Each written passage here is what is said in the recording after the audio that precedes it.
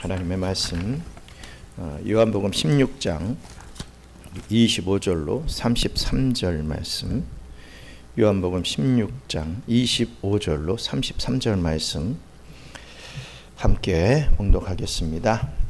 이것을 비유로 너희에게 일렀거니와 때가 이르면 다시는 비유로 너희에게 이르지 않고 아버지에 대한 것을 밝히 이르리라. 그날에 너희가 내 이름으로 구할 것이요 내가 너희를 위하여 아버지께 구하겠다 하는 말이 아니니, 이는 너희가 나를 사랑하고 또 내가 하나님께로부터 온 줄 믿었으므로 아버지께서 친히 너희를 사랑하심이라. 내가 아버지에게서 나와 세상에 왔고 다시 세상을 떠나 아버지께로 가노라 하시니, 제자들이 말하되 지금은 밝히 말씀하시고 아무 비유로도 하지 아니하시니, 우리가 지금에야 주께서 모든 것을 아시고 또 사람의 물음을 기다리시지 않는 줄 아나이다. 이로써 하나님께로부터 나오심을 우리가 믿사옵나이다. 예수께서 대답하시되 이제는 너희가 믿느냐? 보라, 너희가 다 각각 제 곳으로 흩어지고 나를 혼자 둘 때가 오나니 벌써 왔도다. 그러나 내가 혼자 있는 것이 아니라 아버지께서 나와 함께 계시느니라. 이것을 너희에게 이르는 것은 너희로 내 안에서 평안을 누리게 하려 함이라. 세상에서는 너희가 환난을 당하나 담대하라. 내가 세상을 이기었노라. 아멘. 오늘 이 본문의 말씀으로 우리 예수님의 이 긴 고별 강화가 마무리 짓게 됩니다. 우리 예수님은 이 고별 강화를 통해서 몇 가지 말씀을 해주셨는데요.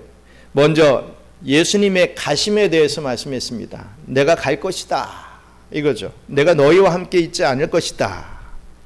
또 성령님이 오실 것이다 라는 내용의 말씀을 해주셨습니다. 그리고 그리스도와의 연합이라는 게 무엇인지 말씀해 주시고, 이 제자들이 받을 미움과 이 핍박에 대해서도 이 고별 강화를 통해서 말씀을 해 주셨습니다. 예수님의 이 강화는 이 제자들을 향한 사랑의 이 작별 인사였습니다. 그리고 이 제자들이 꼭 기억해야 할 제자도의 핵심 내용이었습니다. 오늘 본문은요, 이 귀한 가르침 가운데서도 결론적인 메시지를 전하고 있습니다. 그것은 바로 환난과 평안에 대한 말씀이었습니다.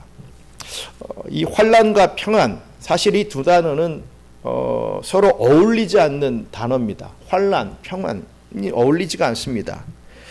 왜입니까? 환난을 당하면 우리는 혼란스럽고 괴롭고 또 우울해지기 마련입니다. 환난을 당하는데 무슨 평안을 느낄 수가 있겠습니까? 이것은 다른 말이라는 것이죠. 그런데 우리 주님은 환난 중에 평안을 말씀해 주고 계십니다. 오늘 이 본문의 말씀을 함께 우리가 살펴보면서 무엇이 그리스도인으로 하여금 이렇듯 환난 중에도 평안하게 하는지 우리가 한번 이 말씀을 통해서 은혜 받고 또 그 평안함을 좀 체험하고 또 증거할 수 있는 그런 복된 삶을 살아가시기를 주님의 이름으로 축원합니다. 먼저 첫째로 우리를 향한 성부 하나님의 사랑이 있기 때문에 환난 중에서도 평안할 수 있다. 우리를 향한 성부 하나님의 사랑이 있다는 거죠.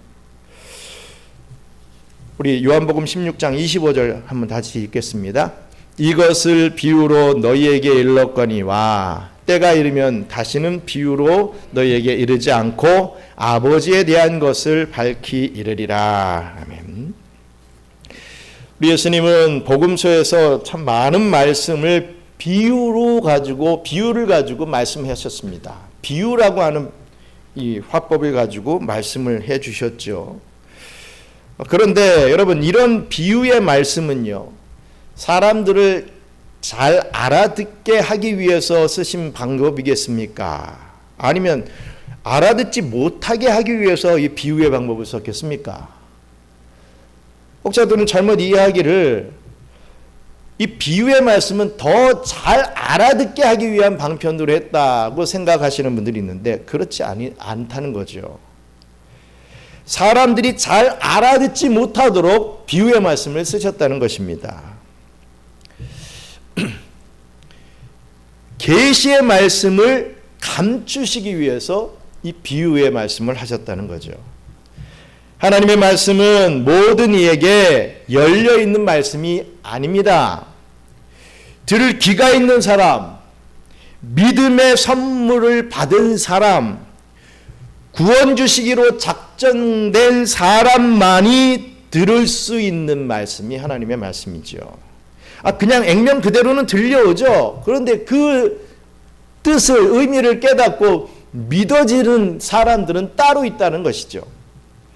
그래서 이 제자들도 자주 예수님의 말씀이 이게 무슨 말씀을 하시는지 알아듣지 못할 경우들이 참 많이 있었습니다. 우리 요한복음 10장 6절 말씀 함께 읽겠습니다. 예수께서 이 비유로 그들에게 말씀하셨으나 그들은 그가 하신 말씀이 무엇인지 알지 못하니라. 아니, 제자들이 알아듣지 못하는 말씀이 있었다는 거죠. 비유로 하시는 말씀을 예수님을 쫓아다니고 그래도 예수님의 말씀을 제일 많이 듣고 제일 사모했던 그 제자들도 알아듣지 못하더라. 이런 표현을 지금 쓰고 있습니다. 이 고별 강화도 마찬가지였습니다. 예수님은 이 고별 강화에서도 많은 비유를 사용하셨습니다. 즉 발을 씻는 것에 관하여서도, 또 아버지께 이르는 길에 대해서, 또 포도나무와 가지의 은유에 대해서, 지난주에 살펴봤던 조금 있으면이라고 하는 이런 표현들은 이 제자들에게 있어서는 수수께끼 같은 그러한 말씀이었던 것이죠. 그래서 제자들은 예수님의 말씀을 다 이해하지 못하고 있었습니다. 이런 상황 속에서 우리 예수님은 제자들에게 말하지 않고 아버지에 대한 것을 밝히 분명히 뚜렷하게 알려줄 것을 말씀하셨습니다. 그렇다면 그때가 언제이겠느냐는 거죠. 너에게 일렀거니와 때가 이르면이라고 했는데 그 때가 언제라고 하는 말씀이겠습니까? 먼저 1차적으로는 그리스도의 십자가와 부활 사건을 일컫는 말입니다. 십자가와 부활은 이 복음을 이해하는 이 핵심 키가 됩니다. 십자가와 부활을 빼고서 무슨 복음을 얘기하겠습니까? 무슨 복을 받는다, 뭐 성공한다, 이게 복음이겠습니까? 이건 아닙니다. 이건 우리가 그냥 개인적으로 좋아하는 그런 바람이지, 복음은요, 십자가와 이 부활 사건을 빼면 이건 복음이 될 수가 없는 것입니다. 신구약 성경이 이 십자가와 부활로 짜여져 있기 때문에 십자가와 부활을 경험하는 제자들은 그 모든 감춰졌던 진리를 발견하게 되는 것이죠. 또 때가 이르면 했을 때 이 때라고 하는 것은 2차적으로 성령 강림 사건을 말합니다. 성령께서 그 십자가와 부활이라고 하는 키로 성경 전체를 풀어낼 수 있는 능력을 주시기 때문에 이러한 표현을 쓴 것입니다. 자, 그렇다면 십자가와 부활 그리고 성령 강림을 통해서 알 수 있는 하나님에 대해 밝히 알리시는 이 진리라고 하는 것은 과연 무엇을 말하고 있는 것이겠습니까? 우리 요한복음 16장 26절 27절 함께 읽겠습니다. 그날에 너희가 내 이름으로 구할 것이요 내가 너희를 위하여 아버지께 구하겠다 하는 말이 아니니 이는 너희가 나를 사랑하고 또 내가 하나님께로부터 온 줄 믿었으므로 아버지께서 친히 너희를 사랑하심이라. 아멘. 예수님은 26절에 그런 말이 아니니라고 하시면서 이 제자들이 가지고 있을 오해에 대해서 말씀해 주십니다. 예수님은 이전에 예수님의 이름으로 기도하면 아버지께서 들으신다라고 하는 그런 말씀을 하심으로 예수님의 중보적 사역에 대해서 말씀을 해 주셨죠. 그런데 이것을 오해하며 우리가 기도하면 예수님이 중간에서 들으시고 그것을 예수님께서 마치 우체부, 이 집배원처럼 성부 하나님 앞에 전달해 주신다, 이렇게 생각을 하게 된다는 것입니다.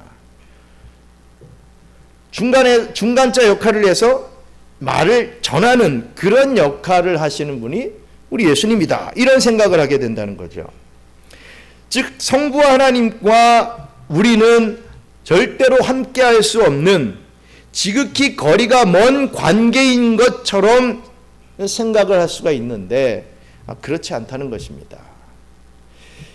우리 예수님을 믿게 되면 예수님을 사랑하고 예수님이 성부 하나님께로부터 오신 분임을 믿게 되면 그 성부 하나님이 친히 직접 우리를 사랑해 주신다는 것, 그것을 알아야 됩니다.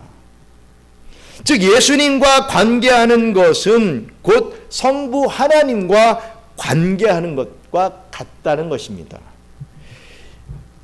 이런 관계는 당시 유대인들에게 생소한 이 개념이었고 또 상상할 수 없는 그런 개념이었죠. 우리가 잘 알다시피 이스라엘 백성들이 이 광야에서도 직접 나가지 않고 모세를 통해서만 하나님을 만날 수 있었던 것을 우리는 기억합니다. 모세를 통해서 하나님과 자꾸 만나려고 했지요. 감히 하나님께 나아갈 수 없고 감히 하나님께 직접적인 사랑을 받을 수 없다고 이들은 생각을 했던 것이죠. 우리 출애굽기 20장 19절 말씀 함께 읽겠습니다. 모세에게 이르되 당신이 우리에게 말씀하소서 우리가 들으리이다. 하나님이 우리에게 말씀하시지 말게 하소서 우리가 죽을까 하나이다. 모세, 당신이 하나님의 말씀을 전해주세요. 그럼 저희가 들을게요. 하나님 우리에게 직접 말씀하시면 우리가 죽을까? 염려가 됩니다. 무섭습니다. 이런 말을 하고 있는 것이죠. 그런데 우리 예수님은 그런 것이 아니라고 지금 말씀을 하십니다. 창조주 하나님이, 만유의 주이시자 통치자이신 하나님이 친히 직접 너희를 사랑하신다, 이렇게 말씀해 주시는 것입니다. 우리 예수님은 이것을 가르치시기 위해서 바로 이 땅에 오셨다는 것을 말씀하십니다. 우리 요한복음 16장 28절 말씀 같이 읽겠습니다. 내가 아버지에게서 나와 세상에 왔고 다시 세상을 떠나 아버지께로 가노라 하시니. 아멘. 우리를 사랑하사 이 죄 가운데 있는 우리를 구원하시려고 성부 하나님은 그 아들을 이 땅에 보내신 것이다 라는 말씀이죠. 또 읽겠습니다. 요한 1서 4장 10절 말씀 같이 읽겠습니다.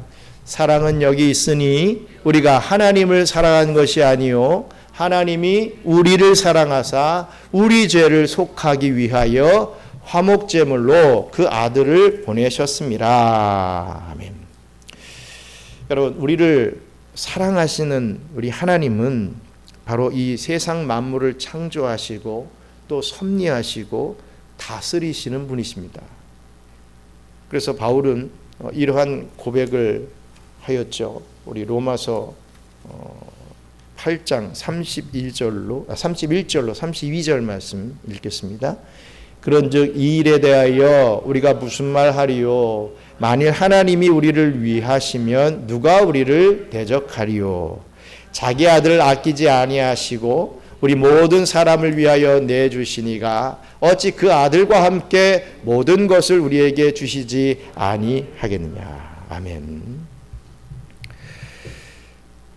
그렇습니다. 이 믿음을 가지고 우리는 담대해질 수 있는 것이죠. 내가 내가 능력을 가지고 내가 뭔가를 해가지고서 담대해질 수 있는 것이 아니라 그 아들까지 주신 그 하나님의 사랑이 있기 때문에 우리는 담대해질 수 있다는 것입니다. 바로 이 믿음, 하나님이 나와 함께 하신다라고 하는 그 믿음 가지고 담대해질 수 있는 것이죠. 바로 이 하나님의 사랑을 알면 우리는 이길 수 있고 우리는 그 어떤 상황 속에서도 평안을 누릴 수 있다라는 사실을 기억하시기 바랍니다. 내 승리가 아니라, 내가 승리하는 게 아니라 그리스도의 승리로 인하여 내가 평안을 누릴 수 있다, 담대해질 수 있다라고 하는 그 부분을 우리가 잘 오해하지 말고 이해할 수 있어야 됩니다. 내 능력으로 내가 어떻게든, 이것은 진정한 믿음이 될 수 없다는 것이죠. 늘 말씀드리듯이 자기의 어떤 신념이 됩니다. 내가 뭘 할 수 있다, 이것은 내 어떤 신념이지 절대로 하나님이 베풀어 주시는 그런 믿음이 아니라는 것 우리가 알아야 할 것입니다. 둘째로 그리스도의 승리로 얻게 되는 평안이다, 말씀을 지금 전해드렸던 부분이죠. 그리스도의 승리로 우리는 평안을 얻게 된다. 성급한 제자들은 이러한 말을 합니다. 요한복음 16장 29절로 30절 말씀 같이 읽겠습니다. 제자들이 말하되 지금은 밝히 말씀하시고 아무 비유로도 하지 아니하시니 우리가 지금에야 주께서 모든 것을 아시고 또 사람의 물음을 기다리시지 않는 줄 아나이다. 이로써 하나님께로부터 나오심을 우리가 믿사옵나이다. 아멘. 이 두 구절 말씀만 보면 제자들은 그 예수님의 말씀에 아주 긍정적으로 반응하는 것 같이 보입니다. 예수님의 말씀을 긍정적으로 이렇게 약간 저희가 믿습니다, 뭐 이렇게 하는 것 같이 느껴지지요. 성부 하나님이 자신들을 친히 사랑해 주신다는 비유가 아닌 직설적인 말씀에 그들은 이렇듯 즐거워하며 화답을 했습니다. 예수님, 이것을 가르쳐 주시려고 이 긴 강화의 말씀을 이렇게 해 주신 것이군요. 우리가 지금에 알았습니다. 주님은 모든 것을 알고 계시다는 것과 누가 주님께 물어볼 필요가 없을 정도로 환히 알려주신다는 것을 알았습니다. 우리는 당연히 주님이 하나님께로부터 오신 것을 믿습니다, 라고 이렇게 대답을 한 것입니다. 그런데 제자들의 이 대답은 아주 긍정적인 그러한 표현의 대답이기에 아주 좋은 대답인 것처럼 여겨지지만 실상은 그렇지 않다는 것입니다. 우리는 긍정적인 말이 다 좋은 말이라고 여기지만 그렇지 않습니다. 아직 때가 이르지 않았음에도 불구하고 제자들은요, 마치 다 아는 것처럼, 그 때가 이르지도 않았는데 다 아는 것처럼 이렇게 설레발을 치고 있는 것입니다. 아직 십자가와 부활을 경험하지 않고 아직 성령 강림의 역사를 경험하지 않았는데 의뢰 자신들이 난 다 깨달았습니다 라고 하는 듯한 성급한 대답을 지금 예수님 앞에 내어놓는 것입니다. 나는 다 알고 있다 이거죠. 나는 마치 신앙생활 조금 하면 난 모든 걸, 이 기독교에 대해서 모든 걸 다 알고 있는 것 같이 말하는 것과 같은 그런 표현인 것이죠.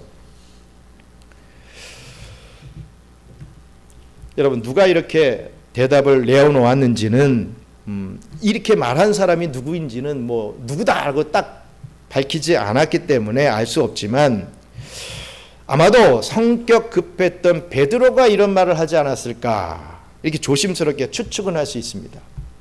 왜냐하면 이 베드로의 경우 그는 늘 앞서가는 대답을 하다가 주님의 책망을 받은 적이 자주 있었죠. 베드로가 영생의 말씀이 계심에 우리가 뉘게로 가오리까, 우리가 주는 하나님의 거룩하신 자인 줄 믿고 알았삼나이다 라고 하는 아주 멋진 고백을 했을 때도 어땠습니까? 우리 주님은 그래 참 잘하였다, 너 최고다, 대단한데 이리 말하지 아니하시고 우리 예수님께서는 너희 중 한 사람은 마귀니라 이렇게 말씀을 하십니다. 가이사랴 빌립보에서 베드로가 주는 그리스도시여 살아계신 하나님의 아들이시니이다 라고 고백한 후에 베드로가 사단아 내 뒤로 물러가라 라고 하는 그런 호된 책망을 베드로가 또 받게 됐지요. 또 베드로가 주를 위하여 내 목숨을 버리겠나이다 라고 했을 때 또 어떤 일이 생겨납니까? 예수님은 닭이 울기 전에 네가 3번 나를 부인할 것이다 라고 하시는 그런 말씀을 해주시는 겁니다. 우리가 베드로의 이 고백과 이 대답을 액면 그대로만 보게 되면 너무나도 긍정적이고 너무나도 귀한 신앙 고백인데 그럴 때마다 잘하였다 하는 그런 게 아니라 왜 너 이렇게 설레발을 치느냐 이런 예수님의 말씀을 듣게 되지요. 책망을 듣게 되는 것을 봅니다.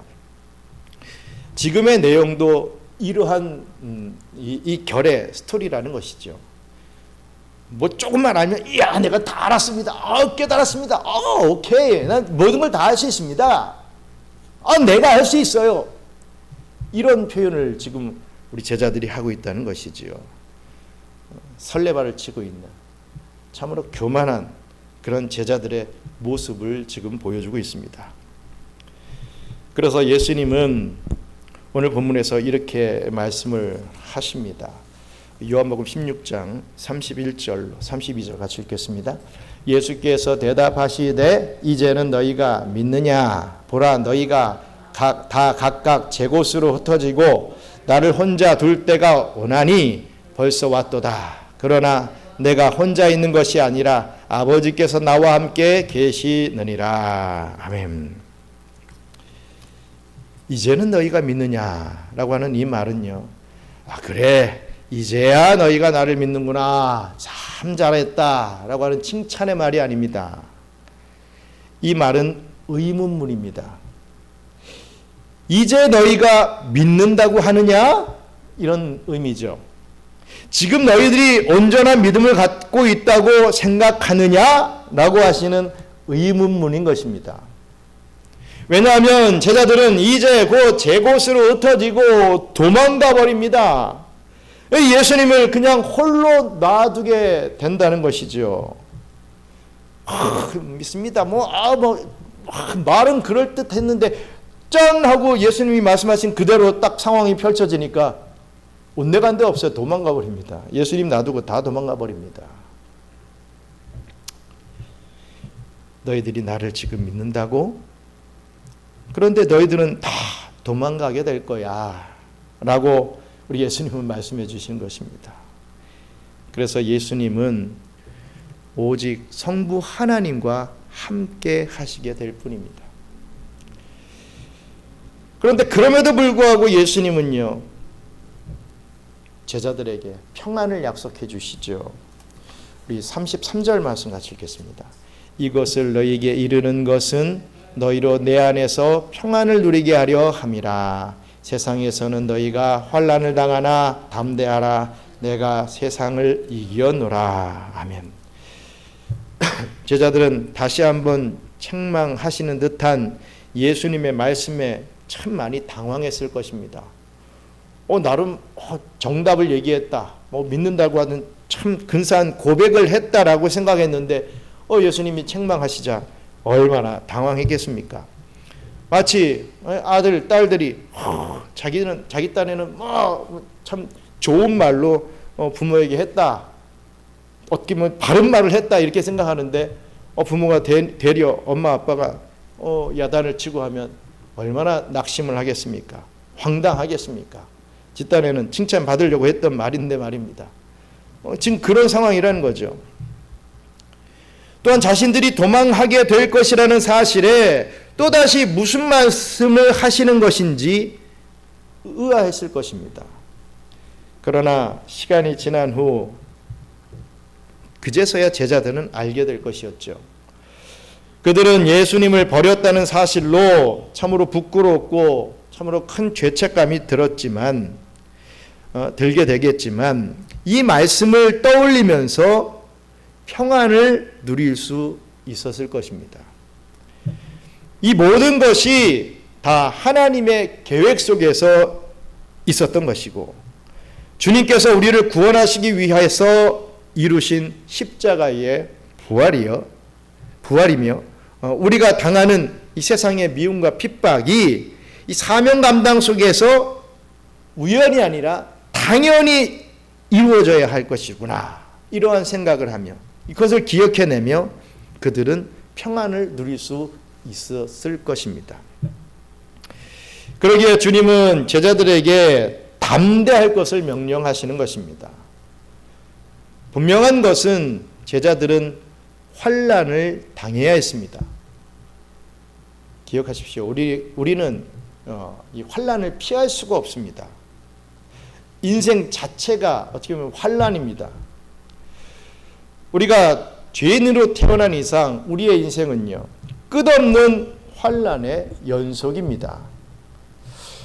불교에서 보면 이런 인생을 이 고해라고 이렇게 표현하기도 합니다. 여러분, 모든 세상의 어떤 철학이나 종교는요, 인생이 원래 그런 것이다 라고 하지만 오직 기독교는 그 문제의 근원이 인간의 죄에 있다라고 가르쳐주고 있지요. 죄로 인한 하나님과의 관계 단절이 우리 인생에게 고통을 가져오게 된 것이다, 이렇게 분명하게 가르쳐줍니다. 우리 인생은 원래 그래, 이따위 말하지 않고 왜 이렇게 우리가 고난을 당하느냐, 환난이 있느냐, 원래 그런 게 아니라 인간의 죄 때문에 그렇다라고 분명하게 꼭 집어서 가르쳐주고 있죠. 그런데 이런 인생 가운데 예수님을 믿게 되면 받지 않아도 될 고통을 더 받습니까? 안 받습니까? 더 받습니다. 더 많이 받게 되죠. 예수님을 믿으면 고통 안 받을 것 같지만 또 더 받습니다. 세상에 미움을 당합니다. 이 관계와 대화의 단절이 이루어지죠. 예수 믿는다고 하면 세상에 막 취해 있는 사람들은 쟤는 상종하지 못할 사람이야, 부터 선을 긋습니다. 우리 또한 그들과 단절을 하죠. 세계관이 차이가 있습니다. 말씀을 지키는 데 있어서 이 찾아오는 힘겨움과 이 갈등, 예수를 믿는 우리에게 이렇게 어려움과 환난은 피하기가 어렵습니다. 많은 교회들이 이러한 이 프레임을 얘기를 합니다. 예수를 믿으면 만사형통합니다. 교회 나오세요, 이러죠. 기도하면 소원 성취됩니다. 교회 나와서 기도하세요, 이럽니다.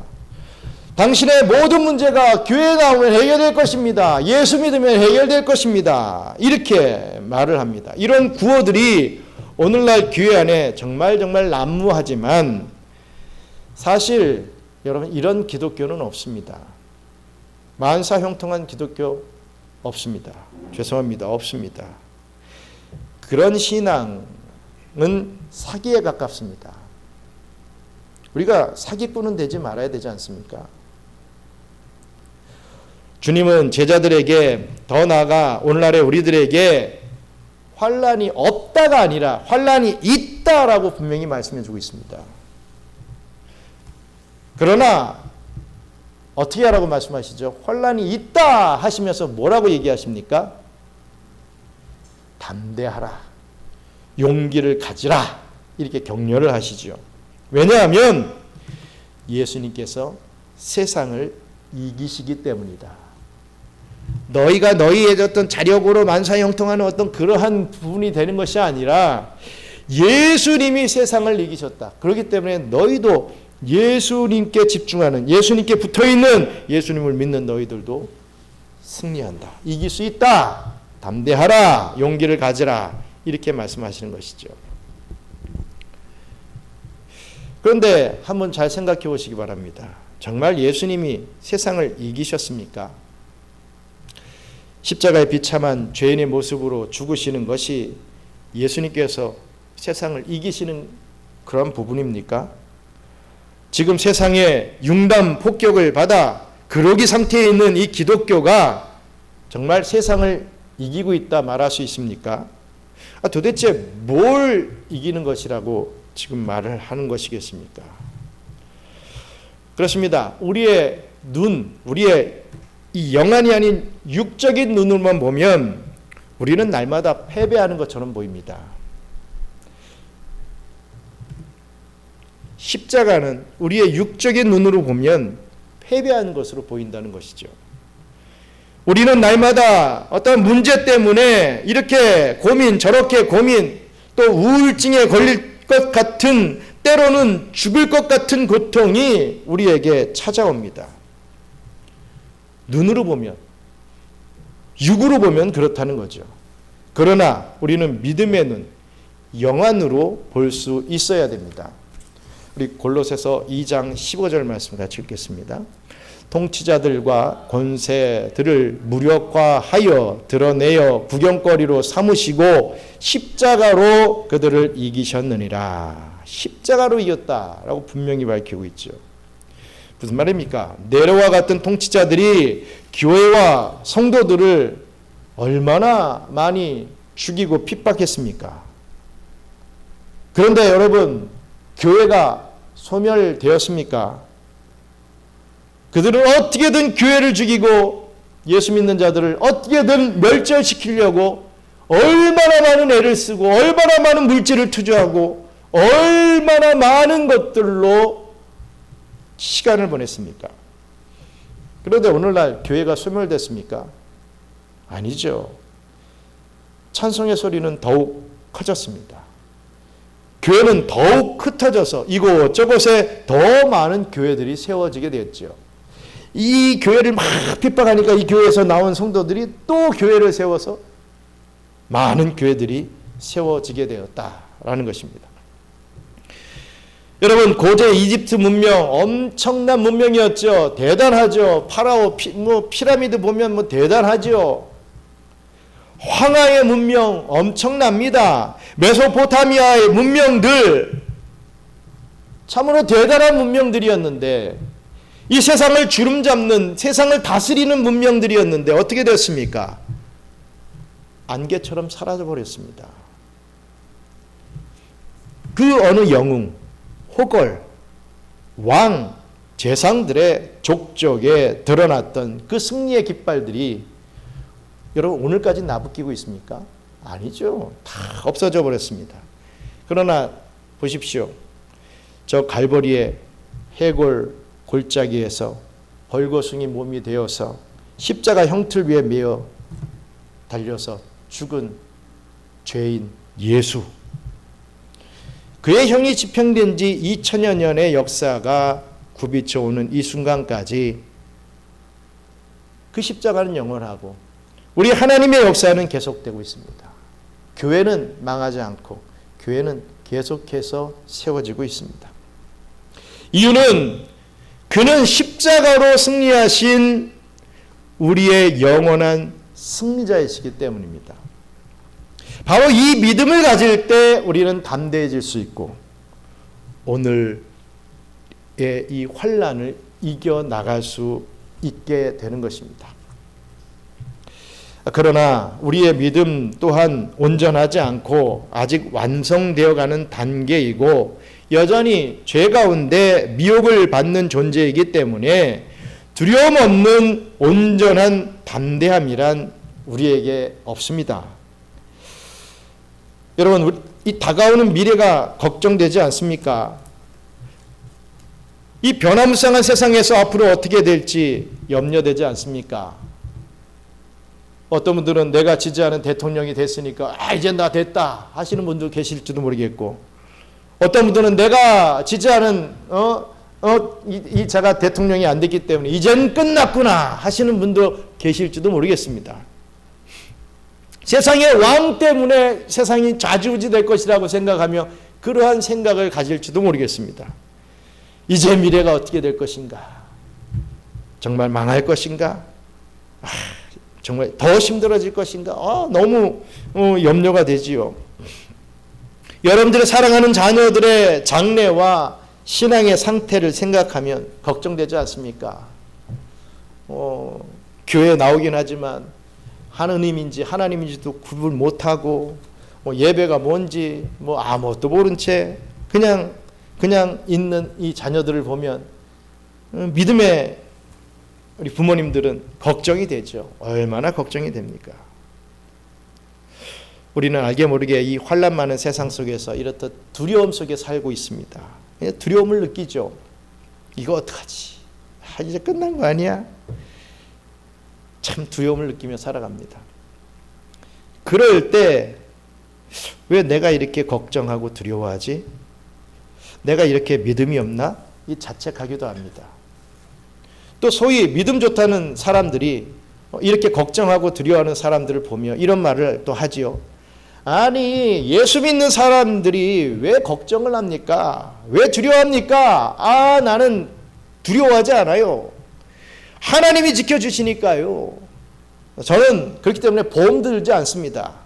하나님이 제 보험입니다. 이 걱정하고 두려워하는 것은 믿음 없는 사람이나 갖는 마음이에요. 좀 믿음 있는 사람다운 좀 그런 삶을 사세요. 막 이렇게 얘기를 하는 경우들을 또 듣게 됩니다. 그런데 이런 믿음을 성경은 믿음이라 하지 않습니다. 이것을 교만이라고 하지요. 이것을 광신이라고도 표현합니다. 두려움이 지나쳐서 두려움으로부터 도피해버리는 비겁함이 될 것입니다. 여러분, 예수님을 보십시오. 예수님이 나는 두렵지 않다. 나는 하나님의 아들이다. 나에겐 보험도 필요 없다. 이런 식으로 하셨습니까? 예수님은 이 말씀을 하시고는 잠시 후 겟세마네 동산에 가서 걱정하고 두려워하시는 모습을 보여줍니다. 어떻게까지요? 땀방울이 핏방울이 될 정도로 예수님은 이 고통의 잔이 지나가게 해달라고 성부 하나님께 요청을 하는 그런 기도하는 모습을 보여줍니다. 그렇다면 예수님이 믿음이 없어서 그렇게 했던 것이겠습니까? 지지리도 믿음도 없네. 예수라고 하는 작자가 뭐 이렇게 두려워하고 이 땀방울이 핏방울이 될 정도로 그렇게 좀 살려달라고 그런 모습을 보이나? 이렇게 생각할 수도 있을 것입니다. 주 안에 있는 우리에게도 환난으로부터 찾아오는 두려움과 이 걱정이 있습니다.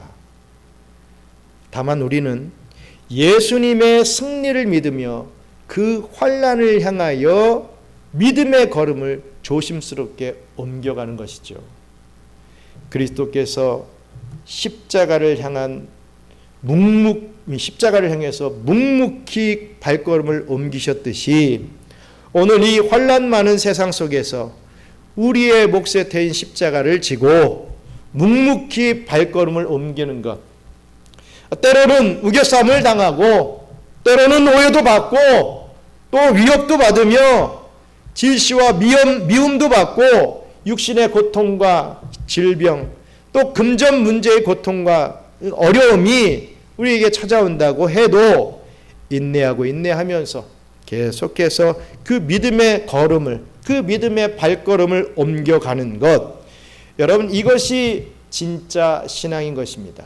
난 두렵지 않아 하면서 이러면서 하는 게 신앙이 아니라 묵묵히 주의 십자가 그 승리를 믿고 의지하며 걸어 나가는 것, 그것이 진짜 신앙이라는 것이죠.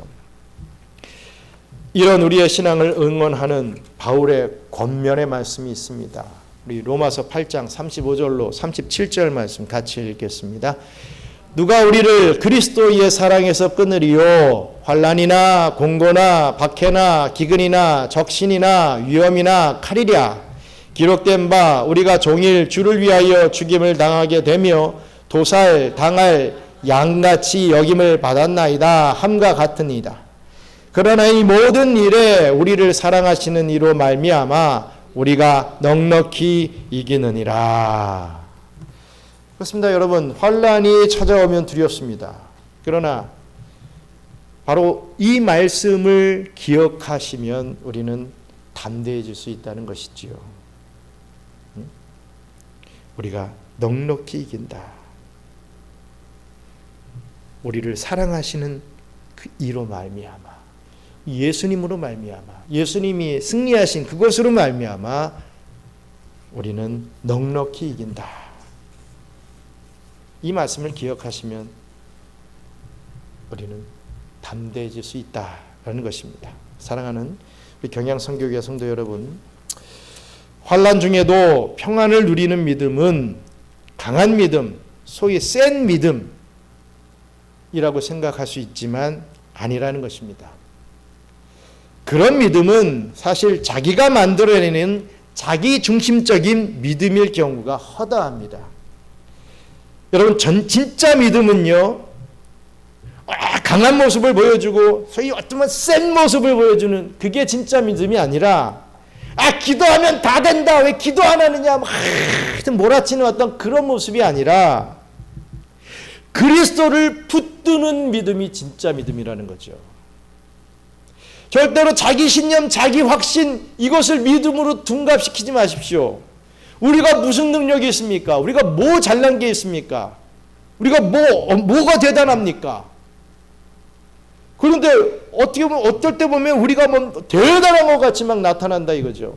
예수만 아니에요. 아니면 어떤 때는 예수일 때도 있습니다. 자기가 뭔데 다 할 것 같이.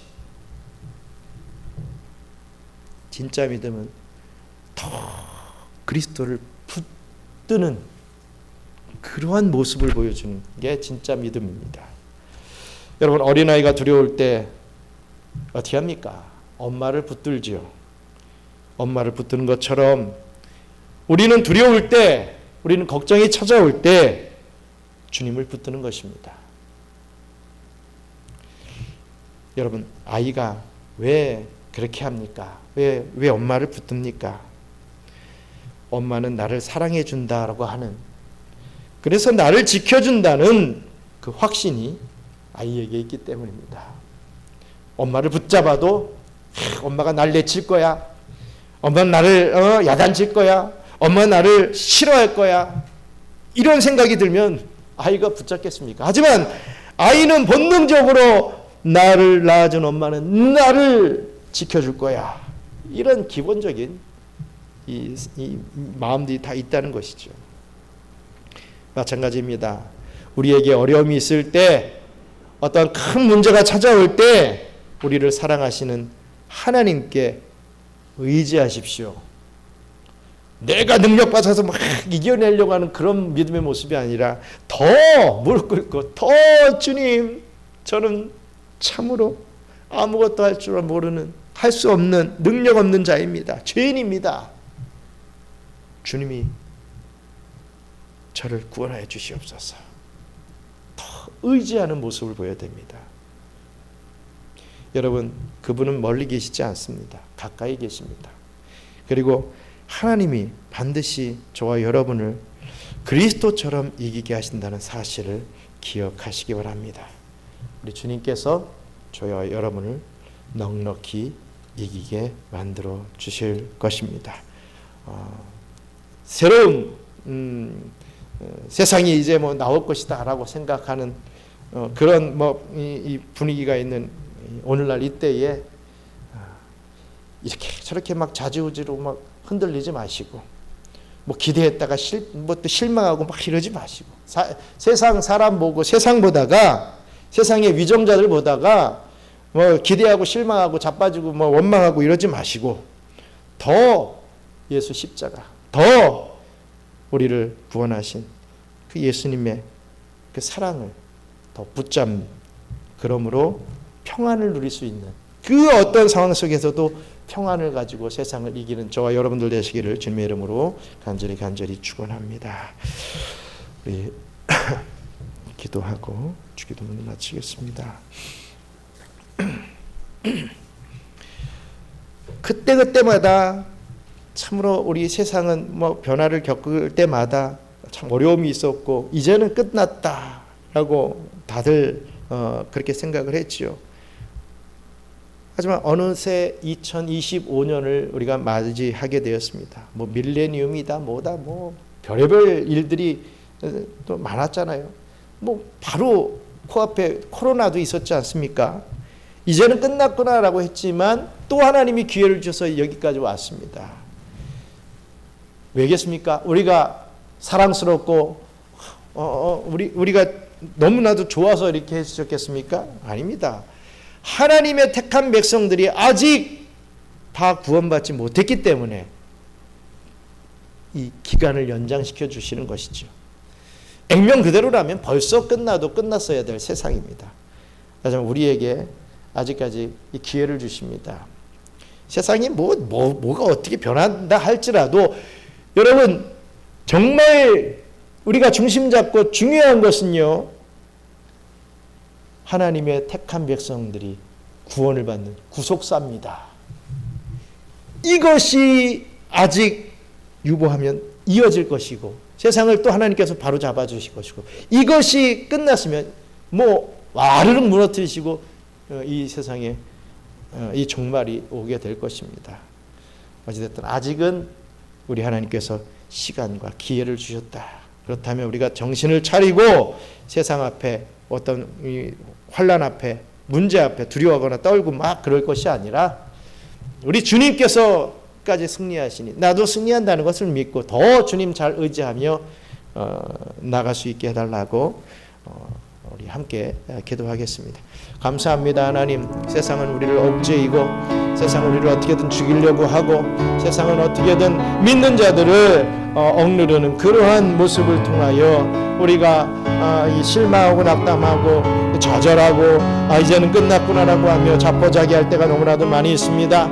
하지만 우리를 이렇게까지 살려주시는 이유는 아버지 하나님, 이 세상이 참으로 우리의 생각대로 되지 않는 것 같지만 또 이렇게 이끌어가고 계시는 것은 분명한 것은 하나님의 택한 백성들이 아직 있기에 우리 또 구원해내야 될 우리의 사명이 아직 남아있기에 우리의 생명이 유보되고 있다는 것을 이어지고 있다는 것을 다시 한번 깨닫고 주님 앞에 주님께서 주신 그 사명을 잘 감당하며 더 주님을 의지하며 붙잡고 이 엄청난 환난의 때를 통과해 나갈 저희들이 될 수 있도록 역사하여 주시옵소서. 감사합니다. 하나님, 이 필리핀이라고 하는 나라에서 우리 경양 선교계를 중심으로 하여서 하나님께서 하시려고 하시는 그런 사명이 아직 남아있기에 또 우리 대한민국의 한국교회의 사명이 남아있기에 세계 선교의 사명이 남아있기에 세상은 우리 생각대로 돌아가지 않는 것 같아도 하나님께서 또 인도하시고 이끌어 주심으로 또 주의 백성들이 구원받게 되는 그러한 역사가 이어질 줄 믿습니다. 그것을 우리가 깨닫고 그것을 바라보며 두려워하고 낭망하지 않게 도와주세요.